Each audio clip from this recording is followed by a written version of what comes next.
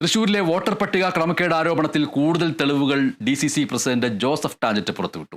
മണ്ഡലത്തിൽ 100-ലധികം വോട്ടുകളിൽ ക്രമക്കേട് നടത്തിയതായി കണ്ടെത്തി.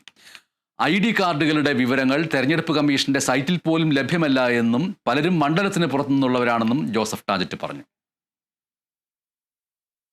ഞങ്ങളുടെ ക്രമക്കേട് നടന്നതായി ഞങ്ങൾ സംശയിക്കുന്നു എന്ന് ഞങ്ങൾ പറഞ്ഞു കഴിഞ്ഞു. അതിന് അനുബന്ധമായുള്ള രേഖകൾ അവർക്ക് കൊടുത്തിട്ടുള്ള ആ ID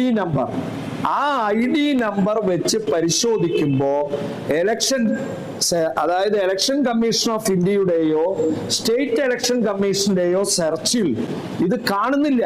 ഇത് കൊടുത്തു കഴിഞ്ഞാൽ നോട്ട് ഫൗണ്ട് എന്നാണ് ഞങ്ങൾ പറഞ്ഞതിൽ 140 എണ്ണം അങ്ങനെയാണ് പറയുന്നത്. ബാക്കി 52 എണ്ണം വരുന്നത് മറ്റു സ്ഥലങ്ങളിലാണ്.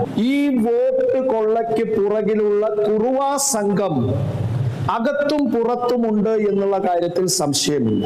എന്നാൽ ഈ കുറുവാ സംഘം തങ്ങളാണ് എന്ന് വിളിച്ചു പറയുന്ന തരത്തിലുള്ള പ്രസ്താവനകളാണ് BJPയുടെ നേതാക്കന്മാരുടെ ഭാഗത്തു നിന്നുണ്ടായിട്ടുള്ളത്.